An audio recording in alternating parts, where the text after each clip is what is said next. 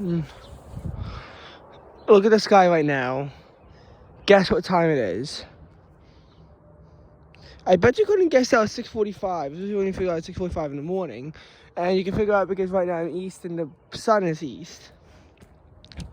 Now, here's the thing I wanted to consider. I wanted to consider that right now it's also 40 degrees and feels like 32.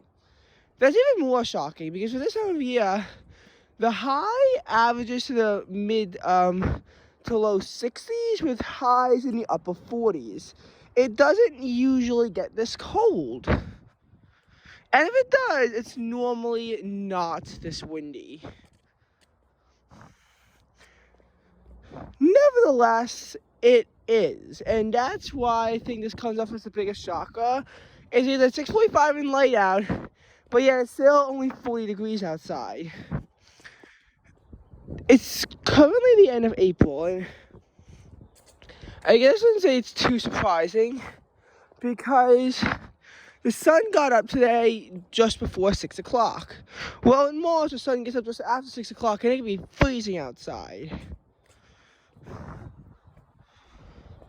It's unusual for this time of year, but comparing sunrises is a bit harder thanks to DST. Am I heading the wrong way?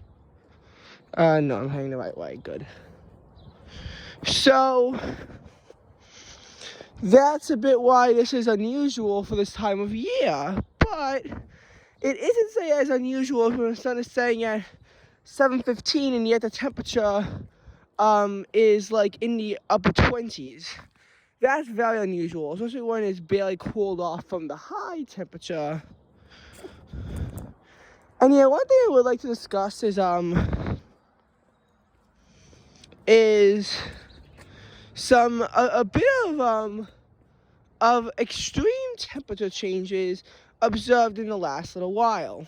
Now, sources do conflict. And I do want to point that out. Sources do conflict. Sometimes they conflict on whether or not even was an extreme temperature day.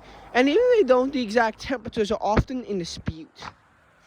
For instance, take let's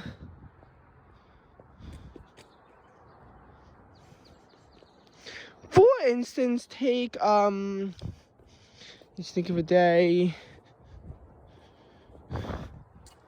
February 23rd when I was in Seattle still, so I missed out on it. The high got to 68 degrees, which was the warmest since, was the second warmest February temperature recorded here on record.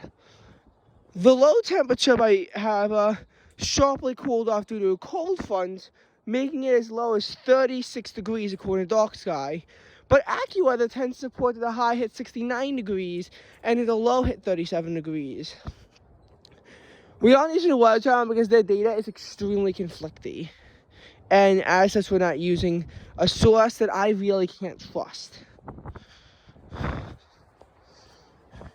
Another day, January 16th, in the least of the nor'easter, and in the middle of a brutal cold wave, AccuWeather says the low is 9, Dark Sky says the low is 10. That is so very cold. Unlike the day before, however, it substantially warmed up, and due to the oncoming storm, by the time midnight struck, it had warmed up to, according to Dark Sky, 40 or 41 degrees, and according to AccuWeather, 42 degrees.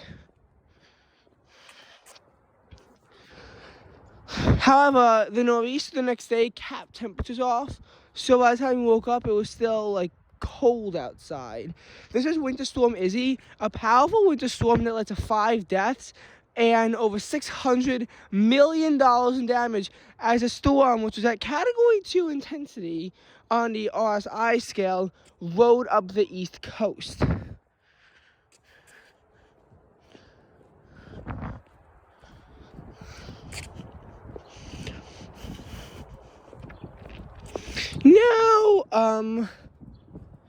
Now, a lot of days really do get so very close, but we're not counting close days. A day needs to firmly hit 27 degrees of difference, and I mean, there's a reason why it's extreme. The last time it happened before that was November 9th. Dark Sky says the low is 43, AccuWeather says it's 41. but everyone agrees the high temperature that day was 70 degrees. So, hence, it is a unanimous consensus that it did hit that mark. Meanwhile, what about October 2nd? There's conflicts. I think AccuWeather did say it was 49 to 76, though I have to double check that. But I believe that Dark Sky said it was 50 to 77. Well, as long as it wasn't 50 to 76, it would still count, but it's a bit of a gray area that I personally would like to see sorted out.